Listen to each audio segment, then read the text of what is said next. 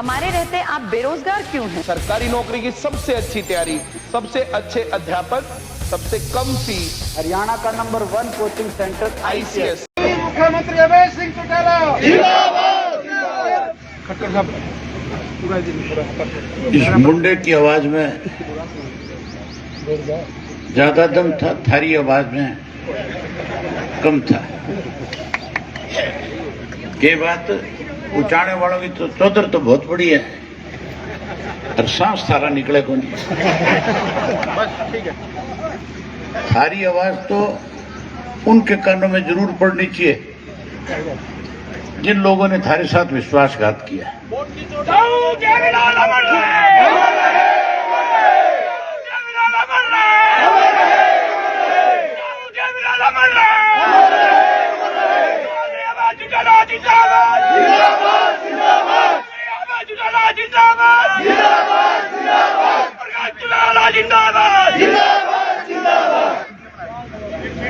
अब तो ठीक है, अब तो लगे अभी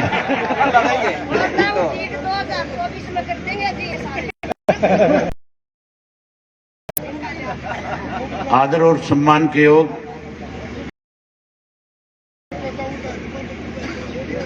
जिला के अध्यक्ष पूर्व विधायक रामफल कुंडू जी, राष्ट्रीय प्रवक्ता भाई उमेद लुहान जी, जींद जिला के प्रभारी पूर्व विधायक ओम प्रकाश गोरा जी, प्रदेश महिला की प्रधान बहन सुमित्रा देवी जी, हल्का के अध्यक्ष भाई बलराज नगूरा जी, हल्का के प्रभारी कैथल जिला के अध्यक्ष राजाराम माजरा जी, महिला की जिला की अध्यक्ष श्रीमती संतरो जागलान जी, जुलाना हल्का के अध्यक्ष कृष्ण लाठर जी, जींद के अध्यक्ष सुखिंदर रेड्डू जी, युवा के जिला के प्रधान भाई प्रदीप नैन जी, प्रदेश कार्यकारिणी के सदस्य श्री कर्ण सिंह चैल जी, प्रदेश कार्यकारिणी के सदस्य पूर्व में रहे DSP सुबे सिंह जी, प्रदेश कार्यकारिणी के सदस्य भाई महावीर चहल जी, व्यापार प्रकोष्ठ के अध्यक्ष श्री सतीश जैन जी, सफेदों हल्का के अध्यक्ष भाई राजमोहन राणा जी, प्रदेश के प्रवक्ता ब्रजेंद्र रेड्डू जी, महिला की प्रदेश महासचिव श्रीमती उमरा हुड्डा जी, खेल प्रकोष्ठ के अध्यक्ष भाई चांदीराम जी, उषा मोर जी, SC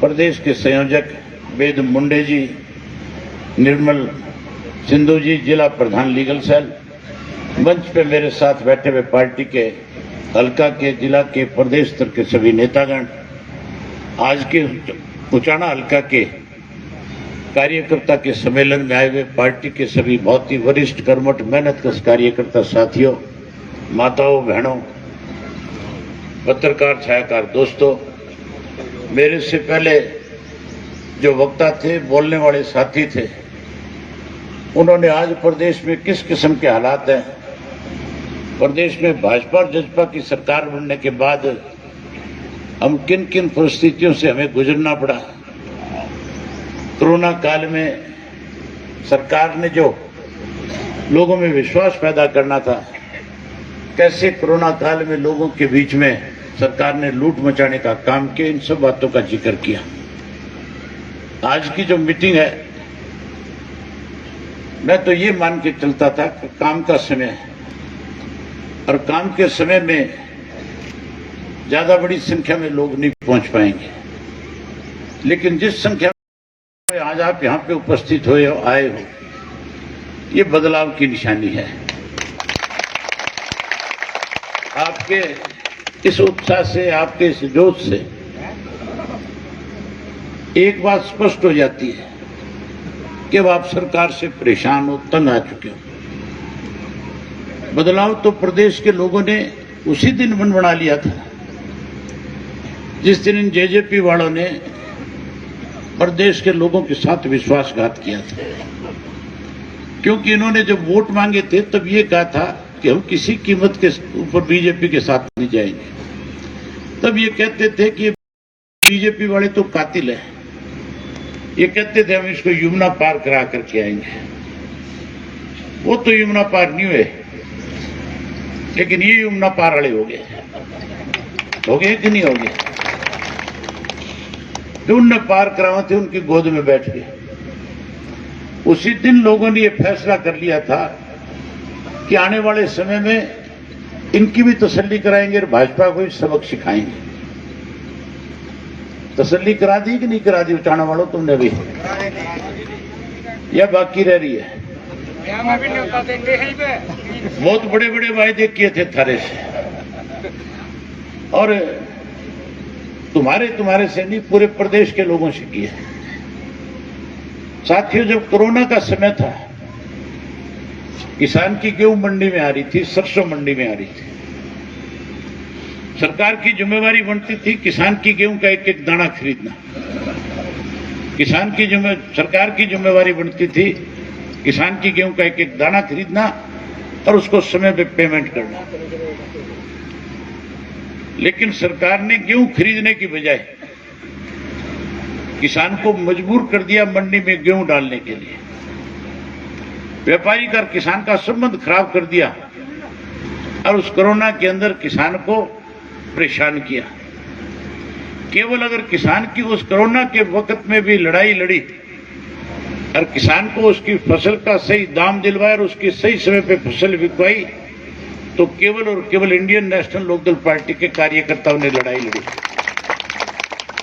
एक ऐसा वक्त था कोरोना का, कोई आदमी अपने घर से नहीं निकल रहा था।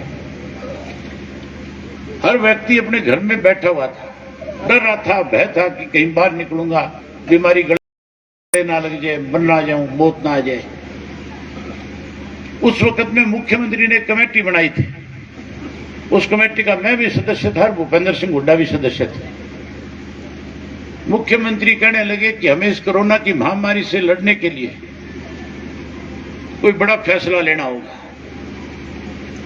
हमने मुख्यमंत्री से कहा कि जो मर्जी फैसला तू ले ले, हम तेरे साथ हैं इस मामले में। हम नहीं चाहते कि हरियाणा का कोई व्यक्ति इस बीमारी की वजह से परेशान हो।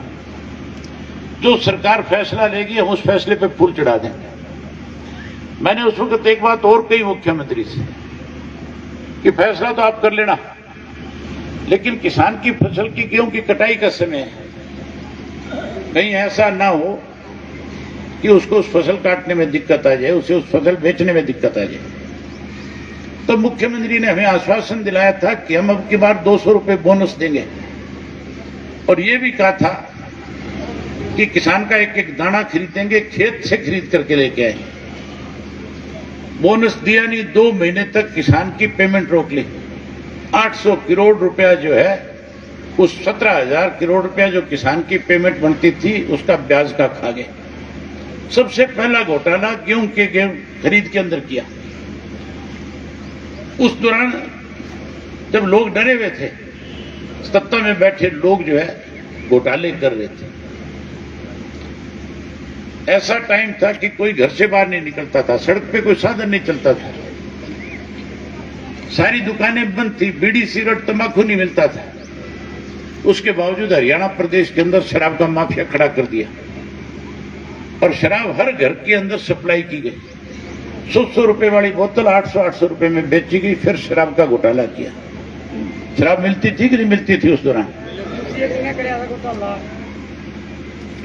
शराब घोटाला हुआ, फिर रजिस्ट्री घोटाला हुआ, और उसके बाद जो कोरोना की बीमारी में दवाइयां खरीदी गई उसमें 450 करोड़ रुपया सरकार में बैठे लोग खा गए।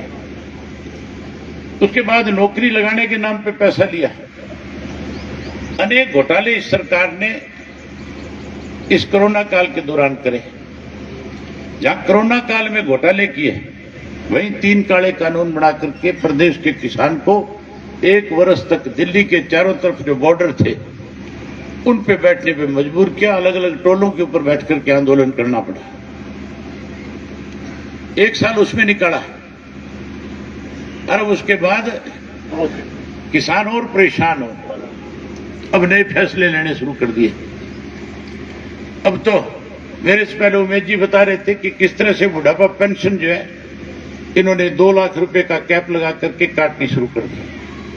मैंने विधानसभा में मुख्यमंत्री से कहा था या तो अपना फैसला वापस ले ले, नहीं जितने हरियाणा प्रदेश के बुढ़े हैं जिनकी उम्र 60 वर्ष से ज्यादा होगी, किसान आंदोलन में तो फिर भी छोटी मोटी गाड़ियों में इधर चोरी छुपे निकल जाया करते थे, ऐसा आंदोलन खड़ा कर देंगे कि हरियाणा प्रदेश की सड़क के ऊपर निकलना मुश्किल कर दूंगा। साथियों, सरकार में बैठे लोग दोनों हाथों से प्रदेश को लूट रहे हैं। कांग्रेस के लोगों पे लोगों का भरोसा नहीं बचा, क्योंकि कांग्रेस बीजेपी की बी टीम बन चुकी है।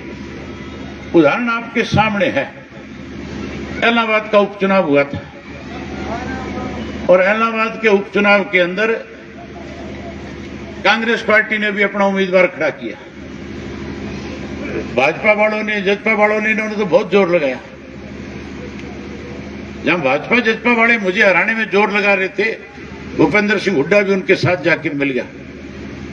इसने पहला भाषण जब इलाहाबाद में जाकर के दिया तो ये कहा, वोट तो कांग्रेस वाले की मांगने आया हूं, लेकिन गोपाल कांडा भी मेरा मित्र है। उसका सीधा इशारा था कि इस कांग्रेस वाले को वोट देने की बजाय बीजेपी वाले को दो, ताकि अभय सिंह जीत करके ना जाए। उसने रोकने की कोशिश करी, लेकिन वहां के लोगों ने मुझे 10,000 ज्यादा वोट देकर के विधानसभा में चुन करके भेज दिया। जहां मुझे जिताया वहीं कांग्रेस वाले की जमानत जब्त कराई। बीजेपी वालों ने जो नए लालच लोभन देने थे वो सारे दिए। किसी के खेत में बिजली लगाए थे, किसी का ट्यूबवेल का कनेक्शन दे रहे थे, किसी की सड़क बना रहे थे, किसी का छोरा नौकरी लगा रहे थे, और आखिर के अंदर 15-15 हजार रुपया एक वोट का लोगों को देने का काम किया। इस उत्तराखंड के बहुत सारे वर्कर जो है उस इलेक्शन में गए हुए थे। गए थे कि नहीं गए थे? यहां से बहुत लोग गए थे। पैसे बंटे कि नहीं बंटे वहां पे? और बंटे किसने? ये जेजेपी वाली घाट गाते थे, वहां दोनों लगे हुए थे, जोर लगा रखा था। साथियों, जहां आज लोगों का कांग्रेस से भरोसा खत्म हो गया, वहीं उसके साथ साथ इस बीजेपी जेजेपी से भी लोग नफरत करने लग गए। अब लोग आपकी पार्टी के साथ जुड़ना चाहते हैं। इसको मान ले जानी आराम से काट दे। आज लोग जो है दोनों पार्टियों से दुखी है, परेशान है। लोग आपके साथ जुड़ना चाहते हैं। कांग्रेस से बीजेपी मिली हुई है, इनके साथ कोई जाना नहीं चाहता। इसलिए नहीं जाना चाहता कि कांग्रेस में अगर कोई शामिल होता है, अगर कोई भूपेंद्र सिंह हुड्डा के साथ शामिल हो तो शैलजा नाराज हो जाती है, सुरजेवाला नाराज हो जाते हैं। कोई शैलजा या सुरजेवाला के साथ शामिल होता तो ये हुड्डा नाराज हो जाए। इसलिए कोई कांग्रेस में नहीं जाना चाहता। बीजेपी जेजेपी से नफरत करते हैं। अब तो हमारे पार्टी के कार्यकर्ता की जिम्मेवारी बनती है कि लोगों से जाकर के मिले और उसे संगठन में शामिल करें। लोग आपके साथ जुड़ना चाहते हैं। अगर लोग ना जुड़ना चाहते तो फिर मुझे इलाहाबाद से दोबारा जिता करके नहीं भेजते। बदलाव उसी दिन शुरू हो गया था जिस दिन किसान आंदोलन शुरू हुआ था। बदलाव उस दिन शुरू हो गया था जिस दिन मैंने इस्तीफा दिया था। लोगों का भरोसा आपके पार्टी के प्रति उस दिन ज्यादा हो गया था जिस दिन मैंने इस्तीफा देकर के किसानों के साथ खड़ा हुआ था। बहुत सारे लोग कहते थे इस हरियाणा प्रदेश में, बहुत सारे टोलों पे जाके भाषण देते थे, बहुत सारे मंडियों में जाकर के किसानों के साथ खड़े होकर के कहते थे कि अगर किसान हमें कहेंगे तो हम इस्तीफा देकर के किसान के साथ खड़े हो जाएंगे। कुछ जेजेपी के एमएलए कहते थे, कुछ बीजेपी कांग्रेस वाले भी कहते थे। लेकिन साथियों, जब उस आंदोलन को समर्थन और ताकत देने की बात आई तो सारे पीछे हट गए थे। केवल और केवल अगर इनका किसी ने मजबूती के साथ दिया तो इंडियन नेशनल लोकदल पार्टी ने दिया। मैंने केवल इस्तीफा नहीं दिया था, मैंने उस आंदोलन के अंदर पार्टी के एक कार्यकर्ता की जिम्मेवारी लगाई थी कि जब तक आंदोलन खत्म नहीं होगा, जब तक आंदोलन जीता नहीं जाएगा, तब तक एक एक कार्यकर्ता सामाजिक कार्यकर्ता के रूप में इस आंदोलन में आए हुए लोगों की मदद करेगा, सेवा करेगा। हमने हर तरह की मदद करी।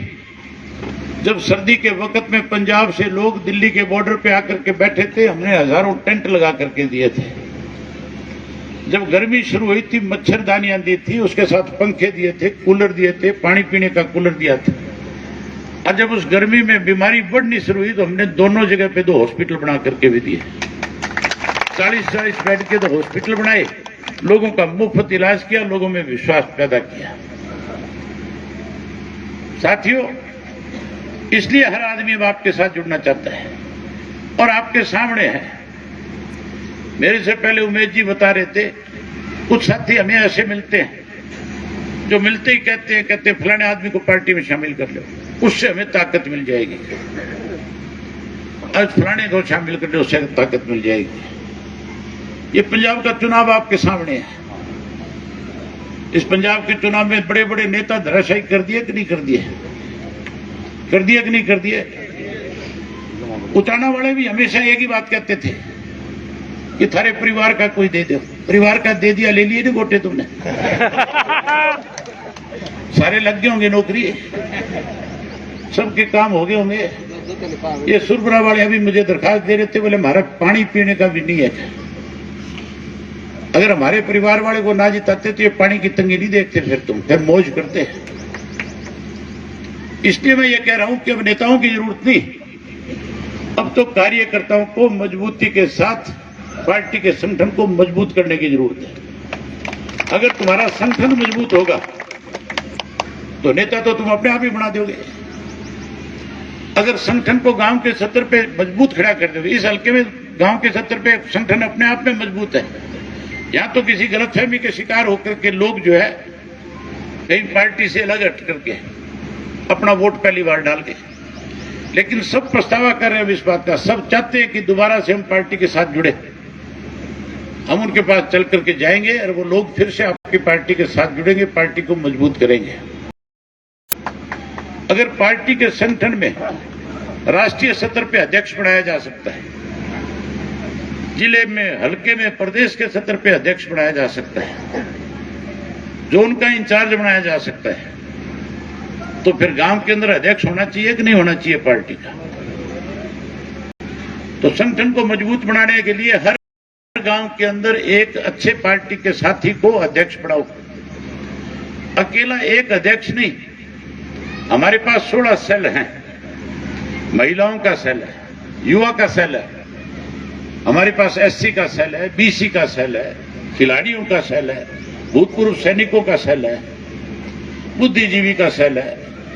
इस तरह से 16 सेल बनाए हुए हैं। खिलाड़ियों का एक सेल है। उन सब का एक एक प्रधान गांव के अंदर बनाओ। जो गांव का अच्छा खिलाड़ी लड़का है उसको उस सेल का अध्यक्ष बनाओ, जो सामाजिक महिला उसको उसका अध्यक्ष बनाओ, युवा जो पढ़ा लिखा लड़का है जो गांव के अंदर समाज की सेवा करता है उसको आगे ले आओ। जब ऐसे लोगों को जोड़ोगे तो फिर आपके गांव में पार्टी की ताकत बढ़ जाएगी कि नहीं बढ़ जाएगी? अपने आप पार्टी मजबूत हो जाएगी। अब फिर साथियों, लड़ाई तुम्हारी जो है एमएलए की नहीं है, सारी लड़ाई तो मुख्यमंत्री की है कि नहीं है? या उचाना वालों की लड़ाई जो है एमएलए की है। एमएलए मंत्री तो बहुत बनाए तुमने, बनाए थे कि नहीं बनाए थे? चौटाला साहब को लेके तुम इसलिए आए थे कि तुम मुख्यमंत्री देखना चाहते थे अपने हल्के में। देखना चाहते थे कि नहीं देखना चाहते थे? तब भी मुख्यमंत्री की लड़ाई लड़ोगे कि एमएलए की लड़ोगे? एमएलए डिप्टी तो बना के देख लिया नहीं तुमने, सारा कुछ हासिल हो गया तुम्हें। तो आप चाहते हो कि मुख्यमंत्री बने आपका, तो फिर इंडियन नेशनल लोकदल पार्टी आने वाले समय में जिस किसी को टिकट दे के भेज दे तो यूं समझ लियो थारा मुख्यमंत्री बन के आएगा। मैं उम्मीद करूंगा कि संगठन को मजबूत करने में कोई कोर कसर नहीं छोड़ोगे। अभी से संगठन को बनाना शुरू करोगे। जब संगठन बना लोगे तो फिर मान करके चलो, आने वाले समय में, आने वाले चुनाव में इस उचाना हल्का से तुम्हें जीतने से कोई नहीं रोक सकता। जीत तुम्हारी निश्चित हो जाएगी। यही बात आपसे कहने करने आया था। आप सबने मेरी बात